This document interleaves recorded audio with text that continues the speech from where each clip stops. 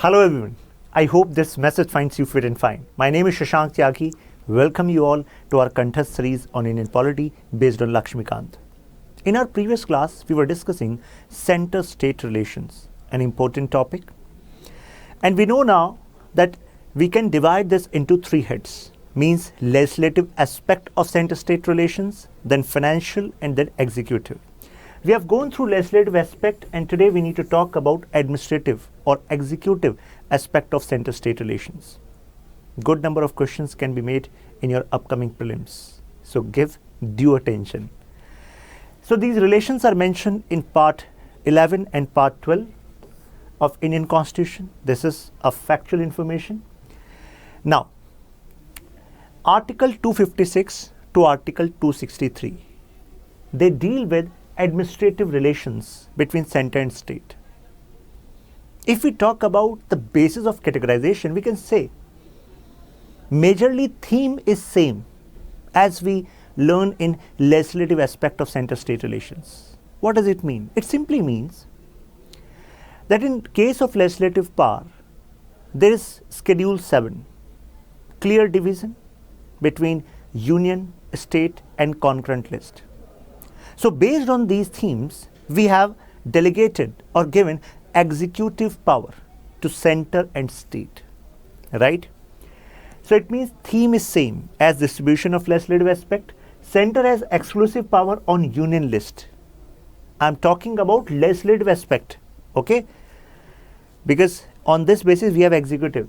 The state has exclusive power on state, and when it comes to cases like making law for implementing any international treaty agreement in that aspect, even if the matter is in state list, center can make this law. We discussed this in previous class, right?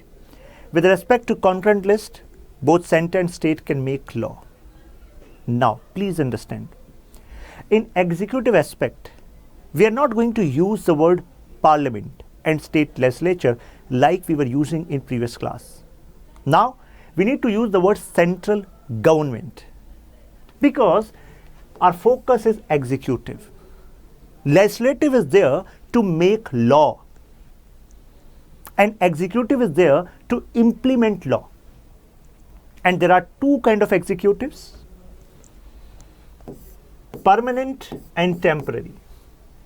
So those of you who are preparing for civil service exam, considering all of you are, so you are preparing for permanent executive, and there is temporary executive also, ministers who have to give exam after every 5 years or even before that if their government falls. Now the point is, when we say executive power, whose power we are talking about?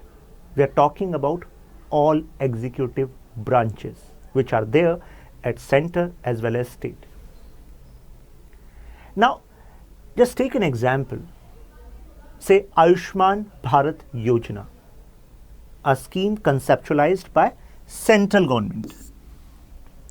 Now tell me, can central government implement this scheme without cooperation from state government? Because when it comes to health department at state level, they come under state government. Because we have central departments as well as state departments. For example, income tax department. So those officers who are working there, they are permanent executive, but they are part of central government. They are there to implement a central law. For example, income tax law, which is applicable all over India. They are there to implement that. For example, health. Health is, say, health department is under state government. So now why I'm raising this question? I'm raising this question to let you know that in case of executive power, cooperation is necessary. You can say it is mandatory. Without cooperation between executive, whether center and state, with respect to implementation of these policies, no policy will actually see the light for which it is made, right? So it means cooperation is necessary. So when it comes to central government, it has power to execute policies on subjects which are mentioned in union list. And that is why we were saying that yes, there is similarity between distribution in legislative nature and executive nature, right? In case of state government, they have power with respect to state list. It means matters mentioned in state list, if there are some laws, then these laws need to be implemented. These policies need to be implemented by state government. I hope you're getting clearer, right? Executive power does not mean that state government is going to make law on state list, because we are using the word state government. Okay, when we talk about making law, we should use the word state legislature, which we used in previous class. Okay, so there's difference. Now the point is, what about concurrent list? Means state list is clear, union list is clear division of power is there. But in concurrent list, in legislative aspect, we discussed that law can be made by both center and state. What about the executive power? Executive power lies with center or state? What do you think? What's your guess? So some of you might be thinking, sir, in concurrent list we discussed that priority is given to law made by union legislature, means parliament. That is what you discussed. That is what we discussed, right? Can you say this is the same theme when it comes to executive power? No, there's a difference here. Just remember from this particular analogy, in case of union list, power is with central government, executive power, state government. When it comes to concurrent, state and center both have power to execute that law, but priority is of state. Now what does it mean, priority? It simply means that when it comes to concurrent list, the executive power rests with the state until and unless there's a specific mention in that law that okay, the implementation part of this law will be with center. So if there is no mention with the law that who is going to implement this law, then it is going to be responsibility of state executive to execute that law. I hope you are clearer now. So I feel that there can be a question on this. It's a star point. Okay. So there's a difference there. Now, in legislative aspect, we also discuss residuary power. It means law-making power on subjects which are not mentioned in any of these three lists. So we discussed that in case of residuary power, power lies with center, right? Means parliament. And I also gave example of USA and Australia, right? Now, in case of USA and Australia, we discussed that residuary power lies with state. But in case of India, residuary power lies with center. We have strong center. Canada has strong center. In case of Canada also, residuary power with respect to law-making power, it is with center, right? Now the point is, what about executive? Why we have not mentioned executive power with respect to residuary? My friends, the word residuary is used in law-making context only. Okay, that is why in executive we have not used it. Because residuary means this subject is not mentioned in any of these lists. So if something is not mentioned, first step is to make law, right? But here we are talking about law making, we are talking about implementation of law. So consider that center has made a law, because center has the this residuary power, then it's quite obvious that for implementation of that law, there will be mention that which department, which level is going to be responsible for implementing that law. So there is no debate with respect to residuary power here, right? Clearly, if center is going to make, then definitely central government is going to have power. Okay, I hope this is clear. Now, as we start in executive power from Article 256, so first question is, what Article 256 says? क्या कहता है? So there are 2 points which are mentioned in Article 256. First point is that state has to comply with central laws. Means state, while exercising its executive power, cannot contravene central law. So it means opening article of executive aspect of center-state relation gives primacy to center, that state you cannot do this. Okay. And the second clause, I told you there's 2 points here, na? Clause 1, subclause 2. Now, second point says that center can give necessary direction to the state for this purpose. It means a state should uphold the central law. Executive actions of the state cannot contravene central law. So that first subclause says the state has to take care of this. And subclause 2 says if state is not taking care of this, then center has this power, the center can give the necessary direction. Okay. Now, what if a state don't comply? What is going to happen thereafter?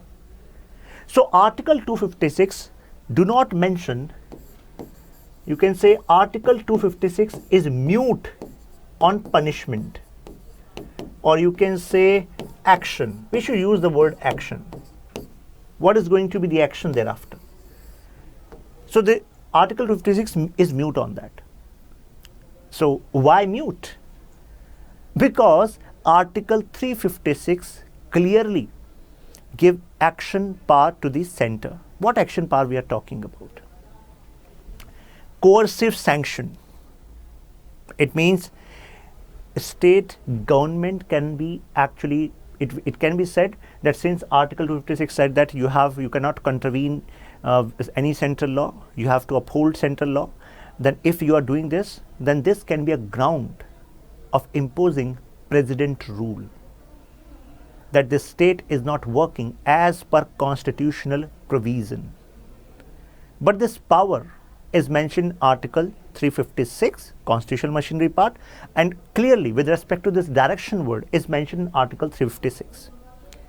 Now we are using the word coercive sanction. What is coercive?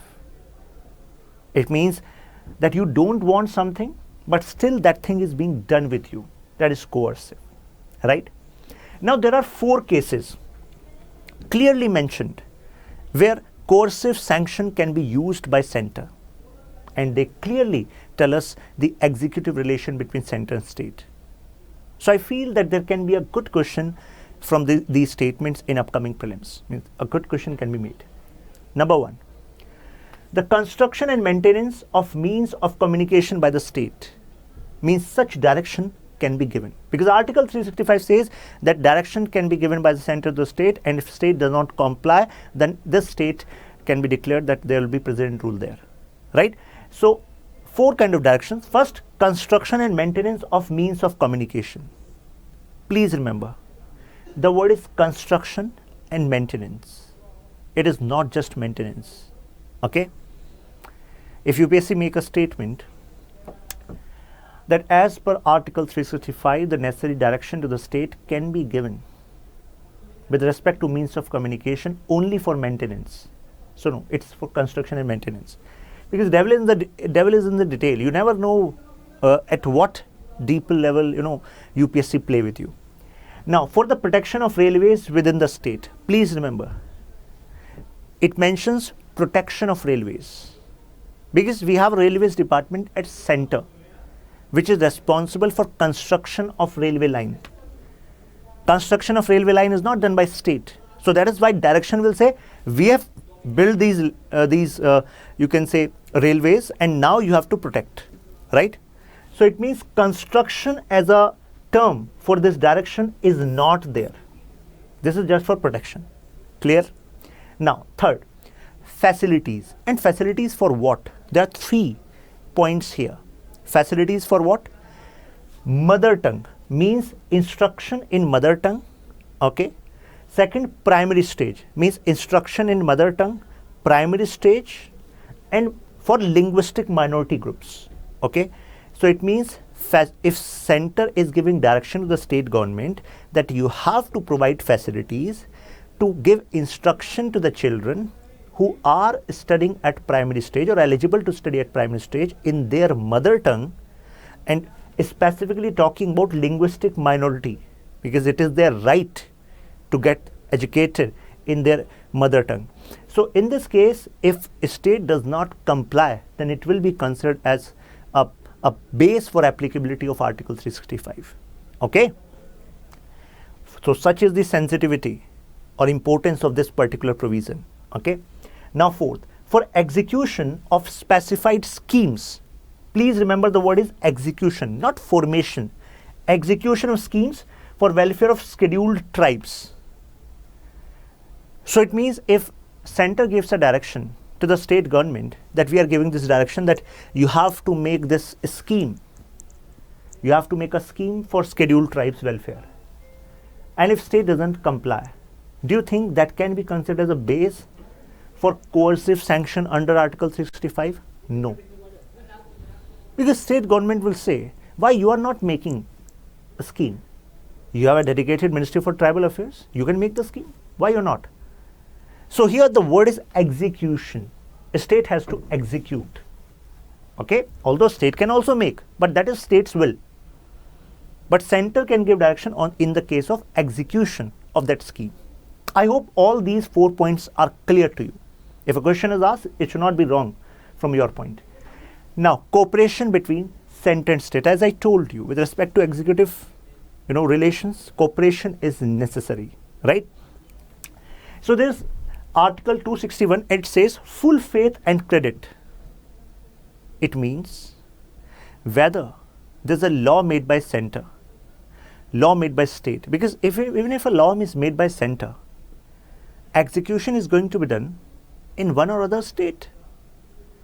Then don't you think that executive machinery of state has to respect the implementation of this law which is made by Parliament, right? And this can only happen when there is full faith and credit throughout the whole territory of India, right? So this is clearly mentioned in our constitution. So it means public acts, judicial proceedings, center and every state, they should be given they should be received with full faith and credit. Okay. If they are not being, you can say, received in this manner, then it will be considered as an unconstitutional act by that particular department, and actions can be taken against the department, right? Because it is unconstitutional. When I say unconstitutional, it means you are standing opposite to what is mentioned in our constitution. Okay. Article 262, what it says, Parliament can provide for adjudication, means if there's a dispute with respect to distribution and control of waters or any interstate river or river valley. So in this case, Parliament can actually provide for adjudication, means mechanism can be developed by Parliament. Okay. Article 260, please remember Article 262 is talking about dispute related to water, interstate water, river valley. But when we say Article 263, it is having provision with respect to any kind of dispute. What it says, President can establish an interstate council to investigate and discuss subject of common interest between center and state. So it means in interstate council, there can be a possibility that two states are having opposing views on a particular point. Before it becomes a dispute, open dispute, it can be resolved with proper talk and proper, you can say, coordination, and arriving at a particular decision and then executing that decision. So you need a dedicated body for that, and that body is Interstate Council. Okay. So such a council was established in 1990. That's a factual information. Now, public services. As I told you, executive, temporary, permanent, and you have to be part of permanent. So these departments are being run by officers and other staff, right? So where we have three kind of services, which we call public services: state services, central services, all India services. When I say state services, it means people in the service are recruited, trained and deputed by state government only. For example, a particular state government organizes this state PCS exam, provincial civil service exam. So people, by passing this exam, they also get the position of deputy collector, SDM and DSP, right? But definitely when it comes to promotion and the seniority, they are considered, you can say, at the secondary position in comparison to central service and all India service. Okay, what is common in central service and all India service? The people for them are recruited, trained by center. Okay, I have not used the word deputed or working under, because in state service they have to work under that specific state government, right? But in case of all India service and central service, what is the difference? For example, income tax department. So some of you get elected, so some of you actually, when you were filling your choice in detailed application form, so as per your choice you got IRS, IT, means Indian Revenue Service, income tax. So you have opted for central service now. Your recruitment is done by UPSC, you are going to be trained by the center, right? And you are going to work in the central department, income tax department, right? But there are other all India service. We have 3 all India service, only 3 all India service are there in India: IAS, IPS and Indian Forest Service. Please remember, Indian Foreign Service is central service, okay? Indian Forest Service is all India service. So what is the difference? Difference is, although you will be recruited and trained by the center, because all of the people, they get selected through this UPSC Civil Service exam. For IFOS, you have a separate means and interview. Then these people are trained in Missouri, then they go to their respective academies. Now the point is, but in all India service, now they will be allocated cadre, a state cadre, right? So although you are recruited and trained by center, but you will be working in a state and you will be working in close coordination with that state government. You're not part of any central government department, okay? So this is the difference.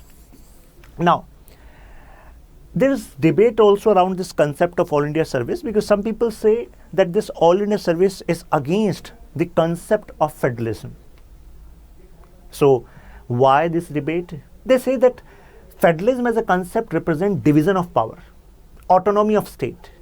But what we have seen in past, that since Department of Personnel and Training at central, union level, it is the actual cadre controlling authority of all India service. So it means the patronage of these all India service civil servants lie with center, not with state.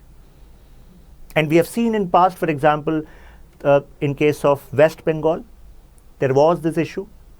There was a tussle going on between Mamata Banerjee and union government on the transfer of certain IAS officers.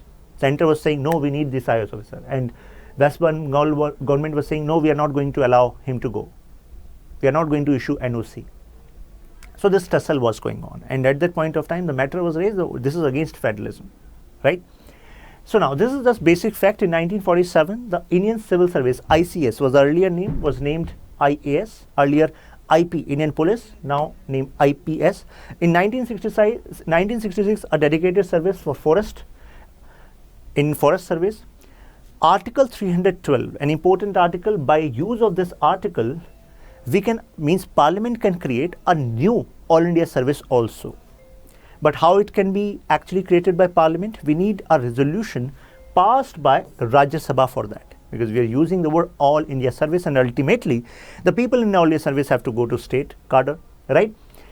So important service which should be made, there has been a recommendation along this point for quite long, is All India Judicial Service. Means there should be a IJS also to actually you can say fill the vacancies in judicial services in a swift manner.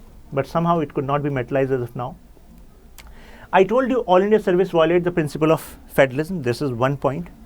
But we should also know what are the positive points. So there are 3 positive points. Number 1, high standard of administration, because all of you, those who are getting actually part of this, getting into the civil service, esteemed civil service, they are going to be trained among the top, you can say, with the top trainers and top services. So high standard can be maintained along all states, right? No matter which state cadre you go, but you will maintain the high standard for which you are trained. Second, uniformity. So one is high standard, second is uniformity. Because if same kind of training, same kind of environment has been created, then definitely you know what is the objective you need to achieve, right? So uniformity. Third is cooperation and coordination, right? Because we need cooperation and coordination in different state in order to achieve our common goals. So if all these people are trained through a common mechanism, then having this coordination, cooperation and joint action would become easier. So please remember these 3 points whenever you have to talk about the positives of this. Okay. Now just attempt this question. As when you open this Lakshmikant, you'll find after this public service, you will also find Public Service Commission. Although in your Lakshmikant, there's a dedicated portion there, right? Constitutional bodies, there we are going to discuss this. But since it is mentioned here, you should be aware. Appointment, the chairman and members of the State Public Service Commission is done by. Mentioned in your Lakshmikant. You must have read it. Answer. It is talking about SPSC. So please remember that appointment of chairman and member of SPSC is done by governor. Okay, but they are removed by president. This is the twist, and you should know that. Removed only by president. Okay, statement kind of questions are also asked in this manner. Chairman and member of Joint Public Service Commission are appointed by. So earlier we were talking about SPSC, state PSC, governor appoints, removed by president. In case of JPSC, both the work, appointment and removal, this lies with president only. Appointed by president. I think it is clear now. Now, integrated judicial service. What does it mean? It simply means that no dual system of administration is there. It means whether it is High Court or Supreme Court, they have to uphold the common laws of India, right? Enforces both central laws as well as state laws. Means High Court cannot say, I am High Court of that state, so I have nothing to do with central law. I am going to focus only on state law. No, this cannot happen because we have integrated judicial system. Even if you are a High Court, you have to uphold or enforce central as well as state laws. Okay. Parliament can establish a common High Court for 2 or more than 2 states, right? So it means Parliament has this power. This is right. Parliament can take this decision. What you should remember, that no state government, state legislature has power to establish their own High Court. Okay, this power is only with Parliament. And this is the structure of Indian judiciary. You have Supreme Court, Apex Court, then High Court. In metropolitan areas, you have metropolitan courts, civil and criminal. In districts, you have district session court. Civil means matter which are related to civil, for example, tax matter, land dispute. Criminal matters dealing with Indian Penal Code, which are considered as offence. These are dealt with criminal court. Criminal court are also known as session court, and judges are considered as session judge, and district court as district judge. Okay. Although at the level of district, this hierarchy is headed by one post, that is district judge, DJ. Then we have subcourts, judicial magistrate court first in class, then principal junior civil judge court, judicial magistrate court second class. Means these judges, judicial officers are appointed through this PCSJ exam, Provincial Civil Service Judicial. Then you have municipal court, means in suburbs, sub areas, there are also these courts. When we talk about judiciary, we are going to talk about Gram Nyayalayas, Lok Adalat. Everything will be set in your mind, don't worry. Now attempt this question. The judges of a state high court are appointed by. Attempt, come on. President in consultation with Council of Minister and State Governor. Ek to hota galat, ek sarasar. This is sarasar wrong. President in consultation with Chief Justice of India and State Governor. This is correct. Although you should know, the recommendation for name that who is going to be the judge of a high court is done by collegium. We are going to discuss collegium when we enter into judiciary chapter.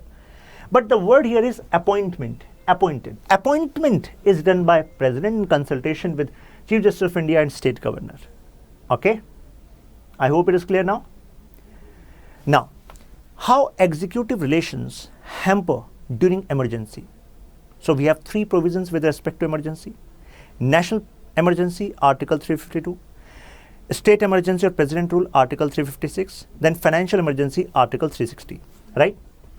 Now, national emergency. In this case, center can actually direct the state on any matter.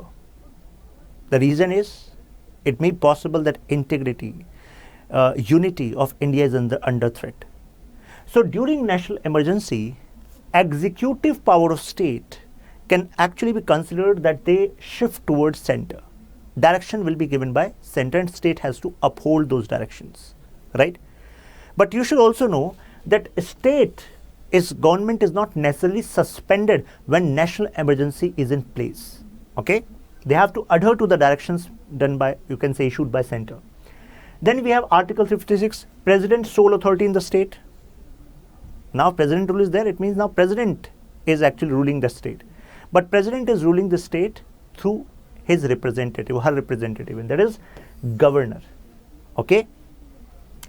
Then we have financial emergency, Article 60. In this case, center means here president can ask a state to reduce salaries and other expenditures since financial emergency is in place. It means austerity measures can be recommended, and at this point, a state government has to uphold that, okay?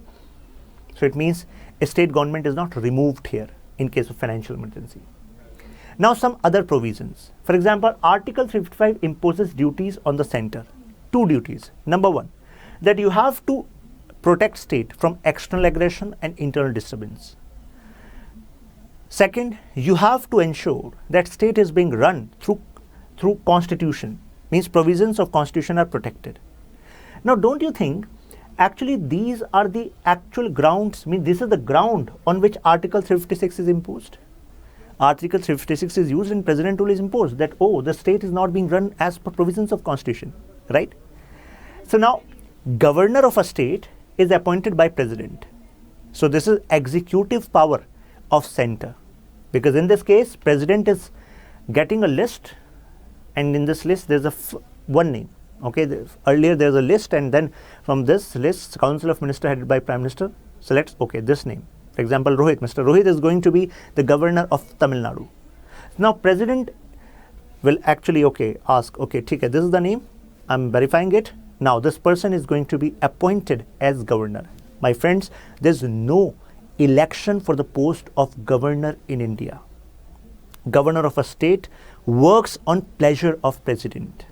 It may be possible that you are governor of, say, Uttar Pradesh, and the next day you receive a fax that you have to wrap up your things and move out from Raj Bhavan from actually the next day, because now you're not the governor of UP and now we have appointed a new governor. So you cannot file a case in Supreme Court or High Court or anywhere that how this can happen to me without reason I'm being fired. Aisa nahi hoga, because you work on the pleasure of president.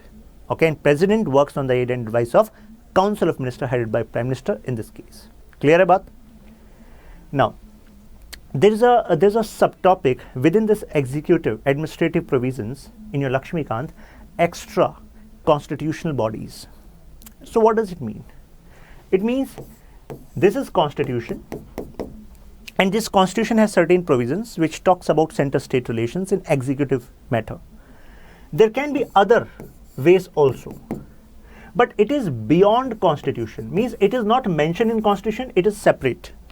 So this is called extra constitutional. So extra constitutional and unconstitutional are different. Unconstitutional means a particular provision, a particular action is against constitution, but this is not against. It is just that, okay, some themes, some ideas you have done here, but we want some additional means, additional power structure, additional, say, some mechanism. So that is why we are making this. So this is extra, okay, extra constitutional.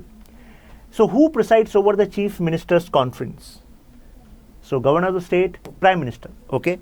So these, now please remember, it is not like you have to cram every article which is mentioned in this part 11 and part 12. What you need to do? You need to just build your understanding as we have done through this discussion. And when you are going to revise important provisions which are highlighted in your MCQs, themselves they will settle in your mind. Okay, so you need not to worry, just understand the core, the essence of this. I hope this is clear in your mind now. So now you can get this PDF in Shashank Tyagi 4U group. I upload this PDFs on weekly basis in one go. If you have any doubt, you can ask me on shashank.powerbeing, that's my Insta handle. And some additional information with respect to classes are also available on Insta and Twitter. There's Shashank Tyagi 4U. So if you like this video, you got some value, you can show that love in comments. See you in the next video.